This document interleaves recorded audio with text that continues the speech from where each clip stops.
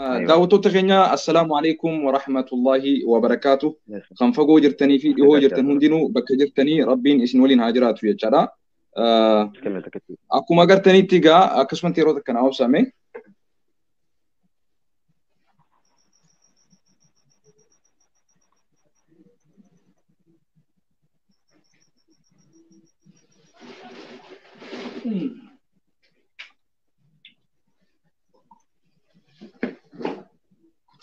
خير إن شاء الله. الحمد لله والصلاة والسلام على رسول الله وعلى آله ومن والاه وبعد. السلام عليكم ورحمة الله وبركاته.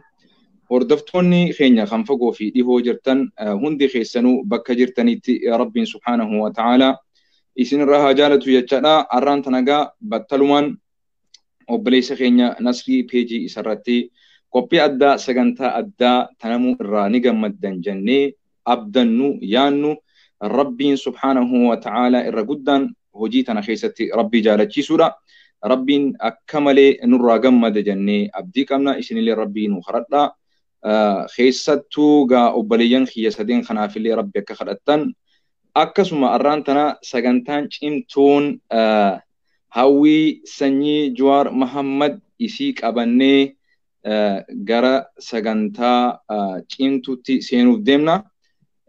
Namni baay'inaan irratti argamee waan kanarraa akka qooda fudhatu antum shuhadaa'ullahi fil ard isin ragoowwan rabbiiti. Ragoolee rabbiin subhaanahu wa ta'ala dachii tana keessatti isin godhateerraa waan taataniif addunyattis ragaa akka baataniif akhirattis akka ragaa baataniif obboleetii teenya guyyaa arraan tanaa gara gartee maatii miseensa gartee keessan tahuudhaaf miseensa gartee Nabi Muhammad sallallahu alayhi wa sallam tahuudhaaf battalumaan asirratti baallamannee argamnee jirra. Meegaa gara obboleetii teenyaa achi dabarra hawwii sanyii Jawaar. Assalaamu alaykum wa rahmatullahi wa barakaatuh. Wa alaykum assalam wa rahmatullahi wa barakatuh. Hawwiigaa islaamummaan tuni dirqiidhaan namni tokko amantii islaamatti seenuu hin qabu. Namni tokko hubatee, qoratee, baratee, xiinxalee, sammuu qulqulluu irratti osoo namni isa hin dirqine tahuu qaba. Fedhii isaatiin waan kana itti amanee keessi isaa fudhatuudha qaba. Wanni si gaafachuu barbaadu namni amantii islaamaa tana qabadhu islaamewi je'ee qawwee sitti qabee takkaa si dirqee islaamuu qabda jee si dirqe jira. Kuni fedhii kiyya amantii kana fedhii kootiin keessa galee itti amanee rabbiin tokkichatu jira itti amanee fedhii kiyyaan islaama ta'ee jira malee namni natti mee namni na kadhatee namni na barsiisee osoo hin taane fedhii kiyyaan itti gammadee itti seenee jira. Maashaallah maashaallah Allahumma baarik wazid. Waan hedduu nama gammachiisaati. Maaliif akkana jenna seete yoo arraan tana namni si dirqee yoon islaamoyne takka siin ajjeesa takka wayin si godhe yoo jee namni sodaachise boor yoo sodaa san jalaa baatee bakka gartee nagiyaa dheexee amantii kana keessaa bahuutu nama mudataa jechuudha. Kanaafuu yoo keessi keetti amanee qalbiin tee islaamummaa jechuun duraan dursee keessi onnee teetii waan kana gartee fudhatuudha amanuudha. Arrabaanaatis ragaa bahuudha hojiidhaanis mirkaneessuudha. Isintu waa sadiittidha. Onnee lapheete arraba hojii qaamaati. Kanaafuu mee wanni itti kakaasee jira islaamummaa tana qabachuudhaaf maaltu si gammachiise islaamummaarraa maaltu si hawwisiise maaltu islaamummaa tanatti fedhiin sitti argamtetu maali islaamummaarraa ati gartee akka malee feetu akka malee jaalattu. Ani jalqabuma kaasee qaatiin eegalee biyyattillee safara koollee ijoollee gwaaddanyaa hedduu qabu jedhee musliimaa amantaa musliimaa hedduun jira durumarraa kaasee. Haa ta'u malee garuu yeroo hundumaa keessa koo jira gammachuun hin qaba lapheen kun yeroo hundumaa achuma jira amantaa kana bira rabbii tokkichatu jira sanumatti amanuun immoo keessa keeyyamuyyuu gammachuu qaba jechuudha. Kanaaf akkan itti gammadee akkan itti amanu immoo yeroo hundumaa durarraa kaasee keessa keeyya wanna jiruu fi itti milkaa'ee jira jechuudha amma. ما شاء الله اللهم بارك وزد هدو هدون تتولا رسول ربي صلى الله عليه وسلم أكا حديث قرتي بريدة خيستي نقبا سنتي إرقام ربي رسول ربي صلى الله عليه وسلم مالجأني الإسلام تهدم ما قبلها دي رسول صلى الله عليه وسلم قافتكو نمني عمرو جأمو رسول ربي نمني هون أكمل أمنتي إسلامتي دولاتوري نمني عمرو جأمو خوني عمرو بن العاص قافتكو فلما جعل الإسلام في قلبي أتيت النبي صلى الله عليه وسلم قافتكو قرتين نمني هوني إرقما ربي تلوفي يا رسول ربي قلبي تيو تهتيتنا خيستي جاللتي فإن إسلام ما نت أرقمتي جرتي إسلام فداتي duraan diina ture nama gartee amantii islaamaa kanarratti gartee rorrisaa ture jibbaa qabaataa ture boodarra gaa rabbiin subhaanahu wa ta'ala qalbii isaa tana gartee amantii tana fedhii jaalala amantii tana keessatti uumuudhaan rasuula rabbii dhufee yaa rasuula rabbii je'een ergamaa rabbiitiin rabbiin qalbii tiyya tana keessatti gartee islaamummaadhanatti mul'isee jira kanaafuu je'een فقلت أبسط يمينك فلا أبايعك هركي مرقاكي كان نابني جين إرقام ربيتين أكس يوجرون مالي في رسول ربي جلادي دي مالي في جين برواني هركي كان نابل إسيس جوف جين عمري خوني أكا ربين شبوتي يتهد أما درا جبا في أكا سمتي قرتي أولا عن إسلام مرتي أوفاتوري ركون عن إسن رتي جيسيساتوري سن akka araaram argadhuufin ballama siiseenuudhaaf ulaagaa waan naaf araarama godhuu saniifin islaamoo jiraate akkana jennaan sa'amaa calimta jeen ati hin beekne hijeen anna al-islaama yahdimu maa qablah والحجرة تهدم ما قبلها وأن الحج يهدم ما كان قبله رواه مسلم يا عمرو العاص سأتهم بين جين إسلامummaan tuni waan islaamummaa dura hojjetame dubbatame waan amantii islaamummaa dura ati hojjette dubbatte balleessite yoo jiraat rabbiin sirraa akka haqu hin beene jeen wanni san dura dabarte hundinuu sirraa rabbiin haqa jeeni daqiiqa takka illee turuu hin qabnu kanaafuu wanni dila irraa dabarte gaarii taatus rabbii bira si jirti yoo hamtuu taatees guyyaa irraa kanarraa أكنا ما قرتي هاتي أرانتنا سيديسيتي يعني سوف ترجعين كيوم ولدتك أمك أكا هاتي تي أرى سيديسيت كل ربي قول إيه سيديبي سوف ديما أبديك من ربي الرا ونقا أمنتي إسلاماتنا اتسينانين إسينتوني جتشو ملما في سدي نصري إيسا كنتي أوين أستاذ هاوي جولة ميسنجران بيكا تبل بلا جولة تبل بلا ايوه ندي بيتني اي نيسن اتفاق واني بيكمون قبو رسول ربي صلى الله عليه وسلم وانتي اسلام ما درد لقمي هندنو ربنا ما إيسا جي رسول صلى الله عليه وسلم خنافوغا هاوي إسين اسلام ما واني تسينانين توني gaara ol bahuudhaa miti arrabumaa fi onneedhaan hojiidhaan mirkaneessuu qofa na jalaa jetta eegas booda sakandii sanirraa gaa rabbiin subhaanahu wa ta'aalaa obboleetii teenya si godheetiin abdii qaba inshallah ashhadu an laa ilaaha illa allah wa ashhadu وأشهد أن محمدا عبده ورسوله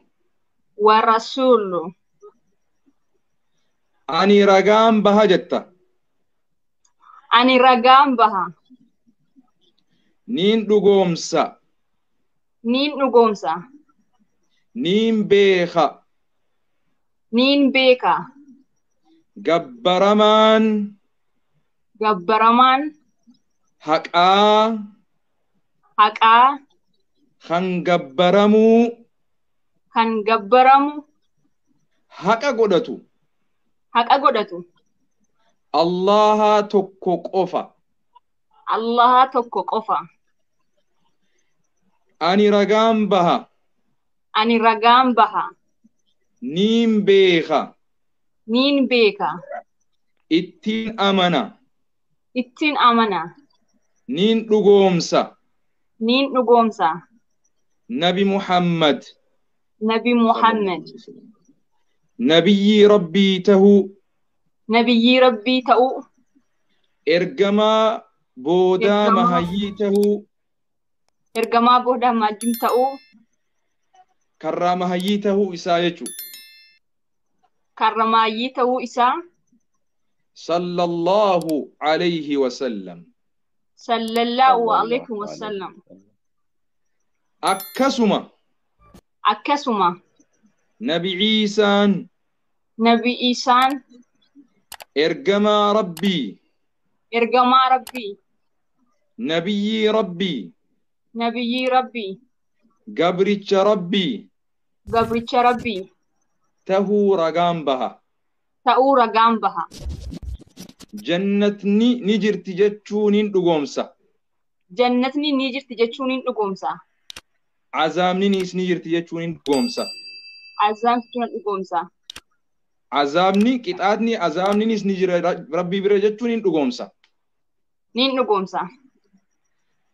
بارك الله فيك يا ربي سرها جالتو ربي سبات سيها خنو سكندي تنرى جلق أبدي ركونتي غمچونتي بلونتي حالي آتي سيمودت غارين بلون ركون تيكون قدون هندينو مرمى نما لا إله إلا الله محمد رسول الله جي قبار جرتي وبليتي هذا انتلا أمتا نبي محمد صلى الله عليه وسلم أكا هقنا أكا درباء قدتي مسين نبي محمد هندافو ماتي إسانيتي بقى ماتي مسينسا نبي محمد صلى الله عليه وسلم تاته بقى ربين تنانسي فده بقى ربين سنجالته إسنتني نمني بربادي فوسونتان ربي تونا ما فده ربي تونا ما فخنا نمني ستي هاسوي فوسونتاني أنين كنكي كيسي إسا ربي برا يوسف أتشيسي ملي وانمني تقولين وانا مفرد سومتي بقى جمد بقى جمد آمين بقى تينيتاتي بقى ربي آمين. سبحانه وتعالى ما تيكين يسيقودين سنجاء لها لغا آمين. كمان سنجاء رسول ربي صلى الله عليه وسلم آتي أرانتنا أكنما هاتي قويا أرانتنا إسي دي سيتي دوا رسول ربي صلى الله عليه وسلم نمني شهادة قبتي غرا أمنتي إسلاما سيني ربي حق أن قبر ما تقوف قبرو جل قبجا شبون إسا دلين إسا وانك إسلام ما درو هجتمي أصول لي دقوقرا نمال لي أجيست إسلام ما درتي قويا أران تنرى جل قبج شبو في دقوقرا في ركون سنهندنو ربي سرا حق إجرا ربي الرأبدنا إسلام من تنك أبدي بقى ربي سفلته ربي سبحانه وتعالى خيري تنا أبليان كن يهندا في اللي هاجالة جنة وانجت يوك أباتي لهادو هاويتين هدو قالتهما باية قمدين جرا هدو نفقالتهما يتشو بربادة داوتوني خينيا خنفقو في ديهو جرتن بكا جرتنيتي إسن اللي بقى قمدن أبليتين تينيتون درك أما نمني مسلمة جهن وللراقب ونراقب دي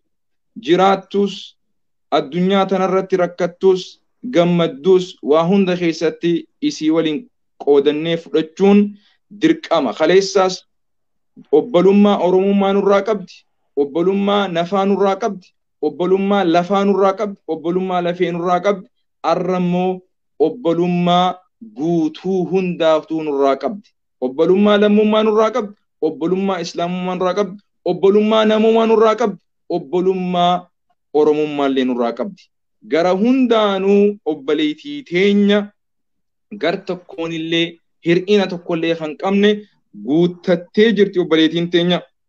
Warri keessattuu naannawa isii jirtan waan gaa obboleessi tokko obboleessarraa qabu, obboleettiin obboleessarraa qabu akka waan namni tokko gartee haala itti wal simatu bifa bareedaan simattanii maxxanfattanii obboleettii teessan ifitti dhiheessitanii waan gartee kabajaa isittillee ulfinaa fi guddina hamilee isiitillee cimsu akka gootan abdiin qaba.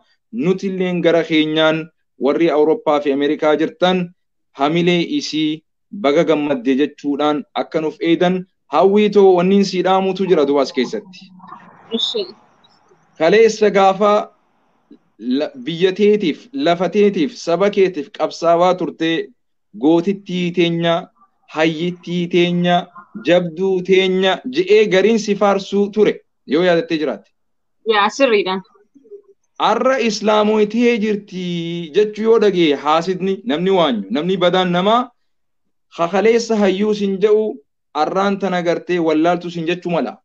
Kakaleessa gartee gootittii teenya sin jedhu arraan tana gartee lugna sin jechuu mala. Kakaleessa jabaadha sin jedhu arraan tana laaftuudha sin jechuu mala. Kuni hamilee sin cabsin. Kuni nama hedduutu sudura islaame. Nama hedduutu gaafa inni islaamummaa hin qabatin dura jeyna ja'aniin, hayyuu ja'aniin, beekaa ja'aniin, maal arjaa ja'aniin. Gaafa inni shahaadaa qabatee islaamummatti seene maqaa san hunda isa xureessuudhaaf. Tuni gartee namni kun kaleessa hayyuu ta'e kun kijibaadha ja'anii kijiba irratti oofan. Arraan tana takka dhiirsaaf jecha gartee gurbaa tokko jaalatteeti shahaadaa qabattee ja'anii olallee hedduun sirratti banamuuf deemu. Rabbiin olala sanirra sirraa qabu yoo banameellee kuni si duratti ummata hedduuratti baname. Dubartiin islaamaa zamana rasuula alayhi salaatu wassalaam Xalhaan ni yaadattan. Xalhaa jaaniin Ummu Sulaym dhufeeti inni kun nama amantii islaamaa qabaachaan turre. Sitti akkana heerumtuun barbaada, si fuudhuun barbaada jeen. Jannaan maal jetteen ani gartee amantiin koo islaama sitti heerumuu hin danda'u jetteen. Maal jeebeeta? Yoo ati islaama taatee shahaadaa qabatte mahariin keenya inumaa islaamummaa sani garte. Namtichi gartee sahaabaan Xalhaa jedhamu suni shahaadaa qabatee isiis jaalatee amantii islaamaatis jaalatee islaamawee isillee mahriin guyyaa sanii ka isiin godhatte. Akramu mahriin jangarte irra caalaan irra guddaan irra arjummaan irra qabeenyi guddaan mahriin guyyaa sanii islaamummaa isaati jedhanii warri gartee seenaa barreessu. Akkasitti dubbatanii osoo arraan tana nama tokko jaalattee islaamoyte ulfina ni faarfama malee cubbuudhaa miti. Waan rabbii biratti sadarkaasii kan nu malee xiqqeenyaa miti. Osoo arraan tana ati islaamummaa qabaachuu baatte kiristaana taateetu nama tokko hagartee islaamaa tokko walitti illee heerumuu dandeessa. Garuu ati islaamummaa fakkeenyaaf hin baana islaamummaa tana heerumatti illee osoo hin barbaadin haajaa heerumatti osoo hin ta'in qulqulluma ani rabbumaafin islaamoo jettee islaamummaa filattee qabachuun kee kun nama boonsa. Hatta namni biraatillee yoo fakkeenyaaf arraan tana obboleettiin teenyatuun nama tokko jaalattuuf jecha shahaadaa qabatte yoo jaan wallaahi ulfina kabajaateeti. Waan ittiin rabbii biratti faarfamtu malee waan xiqqeenyaatiin miti jechuudha. Kanaafuu baga gammadde dubartiin kaleessaas islaamummaa keessatti bakka guddaa ol aanaa qabdi. Namni dura arraan tana amantii anaa fi ati arraan tana qabannee irraa wal dubbachaa jiru tan namni dura ergamaa nabi Muhammad booda alayhi salaatu wassalaam dubartiidha namni shahaadaa qabate. Khadiijaa jedhaniin radiyallahu anha haadha mumintoota rasuula rabbii sallallahu alayhi wasallam namni ergamaa rabbii tahuu dura dhugoomse nabiyyi rabbii namni ifitti qabe ati ergamaa rabbiiti jee isatti amane dubartiidha duba. Dubartiin Khadiijaan jedhamtu suni rasuula rabbii amantii islaamaa irraa qabattee bultii rasuulaatillee jaartee amantii islaamaa tanallee waliin jaarte duba. رسول ربي صلى الله عليه وسلم أرانتن هرك إسان رتنما لكوسن قمنيت إسلامي خديجة رضي الله عنها إسي هركتنما لكوس هاغانت أن سنجنتو إسلامي dubartiin qooda guddaa qabdi akka yeroo gari dubartiin amantii islaamaa keessatti cunqurfamtuudha jedhanii dubartiin akkana jedhanii dubartiin hayyuun qaruuteen amantiin islaamaa hadiisa gurguddaa nuti arraan tana hawaasa barsiisnu bakki irraa waraabame maddi isaa dubartii rasuula rabbiin sallallahu alayhi wasallam bultii qabaachaa Aishaan hayyuu qaruutee barsiistuu guddoo amantii islaamaa jechuudhaan beekamti. Kanaafu dubartiin haadha manaati, haadha ilma namaati, dubartiin intala, dubartiin haadha manaati, intala haboodha. Namni dubartiin jabeessite bakka hedduutti jabaadha duba. Jeeni ati gartuu kuni yoo inni gartee mana keessatti isin jeena goote malee alatti luina beek. Kanaafu Rasuulli Rabbii sallallahu alayhi wa sallam dubartii tana gartee maal jee ani jee Rasuulli sallallahu alayhi wa sallam irra gartee jaalatamaa irra gartee filatamaa keessani jee Rasuulli sallallahu alayhi wa sallam maal jee mas irra filatamaa fi jaalatamaan irra caalaan keessan dhiirti nama dubartii isaatiif tole jee Rasuulli sallallahu alayhi wa sallam yani khiyaarukum يعني إرى فلتمان إرى جبان نما إرى أخلاق نمني عملك أبو جامو نمني جينا جامو نمني بيكمسك أبو جامو نمني هيونا جامو نما دوبرتي إسا برتي خبجاكم نما دوبرتين إسا دوبا إسا تجمد إسا دوبا إسا فارسيتو وي جارسيخي يخاكناتمو وي خاكسيتمو جتة نما دوبرتي منا خيستي هقاني نما دوبرتي أفتوليتو على اللي تولا نمات nama dubartii ofii kabajeetu alatti illee kabajamaa namaati. Kanaafuu sadarkaan keessan amantii islaamatti waan laafaadhaan miti haadha manaati isin intala namaati akkasumatti cinaa addunyaati. Cinaa addunyaati isin. Addunyaan tun isiniin dhaabbatti cinaatee isiniin dhaabbatti. Osoo isin jiraachuu baattanii dhalootarraa dhalootatti Qur'aanaa fi hadiisni kun hin dabru. Eenyurraa dhalanna duba? Isin tunu dhale. Kanaafuu ulfaadhuu dhihaadhuu warroottan si arrabsan amma duree jiraatan battalumaan atilleen dhiifama akka gootuuf maaliif amantii jaalalaati amantiin amantii araaramaati amantiin waliif irra dabruuti ummanni si arrabse sunilleen atilleen dogoggaraan yoo xuyxe yoo jiraate ta'adra dura dabarte diliin takkalleen qalama rabbiin subhaanahu wa ta'aalaa qulqulluudhaan rabbiin subhaanahu wa ta'aalaa si jijjiiree jira dilii warra gartee sitti cubbaa'ee dogoggoree akkana akkasi jee maqaa si balleeyse san inshallah atilleen dhiifama je'anii sin ja'a mee dhihaadhu gaa inshallah. Namoonni hedduun nattaaruu danda'u itti jiran hundaasuun kan darbeedha. Kan darbeera hundaafiyyuu dhiisee hin jira. Walii mul'isuu waama jiru. Inni anumaaf iyyuu ijoollee hundumaaf illee dhiisee hin jira kiyyatti. Galatoomaas illee hedduun akka galatoomaa. Galatoomi Hawwii sanyii Jawaar Mohammad. Maqaan kee akkanoo maqaan abbaa keetii kamsila Hawwii eenyuti? Maqaan abbaa kee Jawaar miti kastiin bira Facebookii. Okay. Maal gaa Jawaar abbaa qeerrooti baga abbaa keetiin sin ja'a inshallah. Nasrii Anolee waan dubbattu qabda Zaaraa Oromoo waan dubbattu qabdanii dhaamsa hawaasa dabarsitan yoo qabaattan gara keessan isin dabarsa inshallah. Nasriin dubbatu. Hayyee galatooma illee jalqabarratti assalaamu alaykum wa rahmatullahi wa barakatuhu jechuu barbaada. Itti aansuudhaan yaa xiqqoo gammachuutu natti dhaga'ama waan ta'eef baay'ee illee haasa'uu hin danda'u. Garuu ergaa tokko dabarfatu barbaada as biratti ilmaan Oromoo hunda of sana kana dhageeffatan. Yeroo baay'ee hawaasa keenya keessatti kan baratame waa diiguu malee waa ijaaruun namoota hedduu biratti baay'ee salphata. Ilma namaa ta'ee namni kamiyyuu namni hin dogongorre hin jiru. Nama ammoo dogongorte jettanii namatti faraduun ardhas borus ni ulfaata. Ejjannoon kiyya kaleessaas an eebii namaa hin himu namaan dogongorte hin jedhu. Maaliif akka konkootittuu badii fuula rabbiititti irraa gaafatamu hedduu qaba. Waan boru miizaana irra dhaabame guyyaa qiyaamaa fuula rabbiititti itti sodaadhu itti saalfadhu hedduu qaba. Kanaaf ilma namaa irratti faraduun namatti ulfaata. Kanaaf nama irratti hin faradinaa. Nama wayii hin qeeqinaa jechuu osoo hin taane hin arrabsinaa. Jecha hamaa arraba keessan kan boru rabbiin ittiin isin qabu kanaan jecha hin taane namatti hin darbatinaa. Waa diiguun kaleessas arras borus faayidaa hin qabu. Kan waa fayyadu waa ijaaruudha. Kan waa fayyadu waa obsuudha. Sabri yoo taate Rasuulli Rabbiillee alayhi salaatu wassalaam haadha manaa isaaniillee waan hin taane jedhaniini Aayishaa irrattillee ololli hedduun godhameetiin sabaranii bira darbanii jira. Kanaaf namni ilmi namaa yoomillee waa namaan hin jedha. Jecha garuu namaan jedhe saniif kaayyoo ofiirraa, ejjennoo ofiirraa duubatti deebi'uu hin barbaachisu. Kanaaf wanti isinii dhaamu ilmaan Oromoo hundaaf, kan Islaamaatiifillee, kan Kiristaanaatiifillee, amantiin kan dhuunfaati. Oromummaa walitti qabda. Mucayyoon kun amantii kana namni dhiibee dirqamaan isii seensisee hin jiru. Kanaaf guyyaa borullee sababa amantiitiin wal qabachiisee ajandaa biroo waan Oromummaa keenya irratti walitti nu buusu, waan Oromummaa keenya irratti wal qoqqoodu nutti fidu, filiis qabatanii nuttiin gadi hin bayinaa.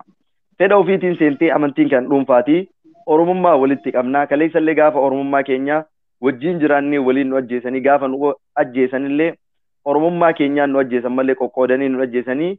Kanaaf mucayyoon fedha isheetiin amantiin kun naaf ta'a na baasa jettee waan fudhatteef ajandaa akka hin taane waan jedhu qaba. Xumura irratti ammoo wanti isiniif dhaamu ilmaan Oromoo hundaa.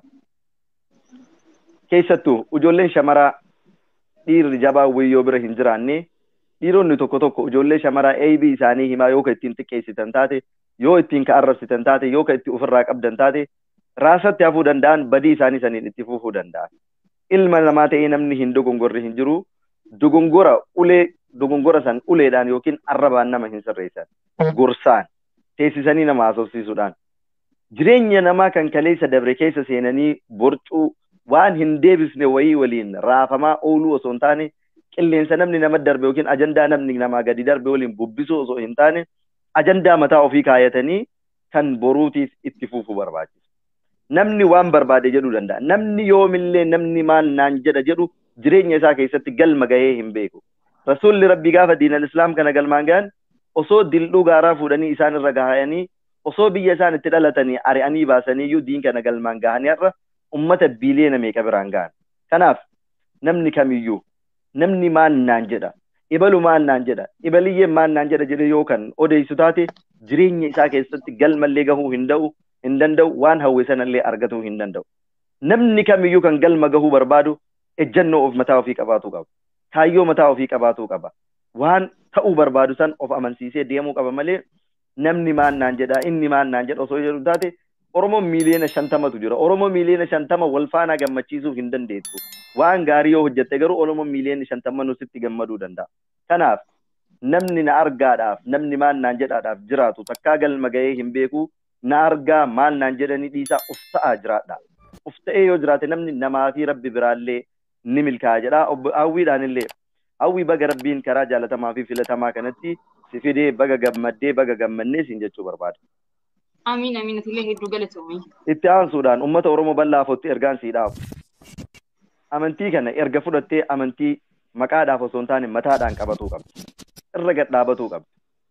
Har'a namni tokko duubatti si jalaa deebi'e yookiin nama biraa of biraa dhabdu taate rabbii guddaa of biraa qabdi. Eenyullee osoo si waliin dhaabatuu baatee kophaa kan keetitti haftee isa ardii fi samaa'ii uume san isatu si wajjin jira. Kanaaf irkoo namarra hin kaayatin. Irkoon kan kee yoomillee taanaan amantii kana irratti lubbuun namaa duutu jirtudha. Namni har'aatee abdattee of biratti ilaaltooyi boru ammoo of biraa dhabuu dandeetti.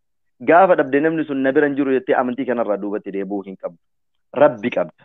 Ka itti amantellee Rabbi. Ka borullee si kaasullee Rabbi. Ka kaleessallee si uumellee Rabbi. Kana waan ta'eef lubbuun namaa duutu jirtudha waan ta'eef nama wayii abdattee osoo hin taane yoomillee abdiin kan kee irkoon kan kee Rabbi ta'ee diinal Islaam kanarratti gadi dhaabbattee boru fakkeenya namaaf ta'uu qabdaa jedha.